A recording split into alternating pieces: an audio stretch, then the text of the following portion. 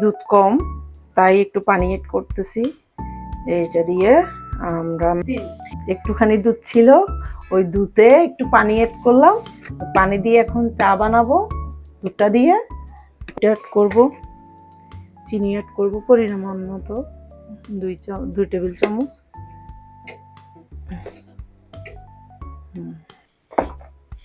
তারপরে এখন একটু 2টা কাপ নিয়ে আসি। এই যেগুলা কাপ ইউজ করি এগুলো এখানে রাখি।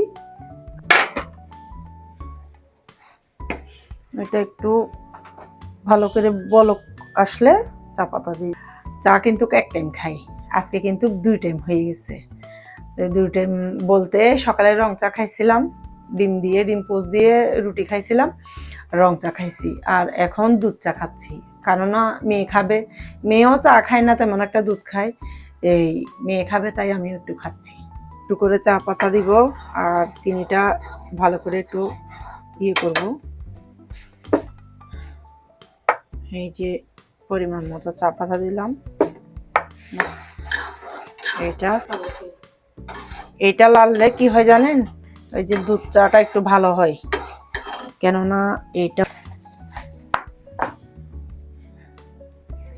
এই চাটা না লাললে খুব ভালো হয়, কালারটা ভালো আসে,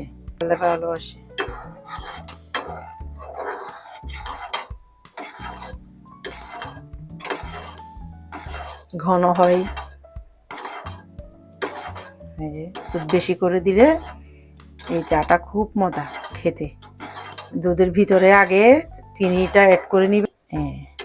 অনেকজনে কিন্তু চা পাতা বেশি দেয়, চাতে কি হয় চা পাতা কম দিলেই হয়ে যায়। দেখছেন কালার চলে আসছে।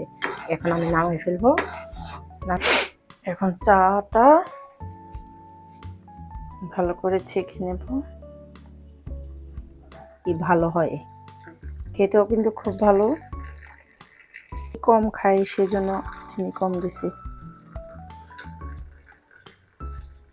খান এইভাবে, তাই জন্য এখানে বিস্কিট নিব।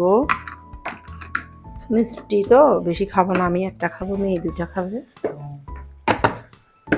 তারপরে এই যে পেটিসগুলা খাইছেন নাকি, মেয়ের বাবা কি করে এই রেডিমেড পেটিসটা নিয়ে আসে, এটা কিন্তু ছোট, খেতে কিন্তু খুব ভালো।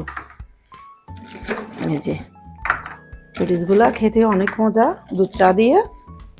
এখন আমি খাবো রুটি। নিয়ে ছোট বাচ্চার মা তো পেট ভরে নাস্তাটা খেতে হয়, কেননা ভাত খাইতে খাইতে রুটি শেষ হয়েছে। রুটি আনবে ওরা রাত্রে, এই বসে বসে খাবো। এই যে এখন চা নাস্তা, এই যে মিনারেল ওয়াটার। আমরা কিন্তু এখানের পানি খাই না। এটি নিচে বসে খেতে অনেক ভালো লাগে, টেবিল আছে কিন্তু টেবিলে ভালো লাগে না, নিচে বসে বসে খাবো কার্পেটে, বুঝছেন? এ নাম সুমাইয়া, অনেক মজা। পেটিস কিন্তু অনেক মজা, একদম মশমশা। এটা কিন্তু মিষ্টি না তেমন একটা, কিন্তু মশা, এরকম ডুবিয়ে ডুবিয়ে খাবেন।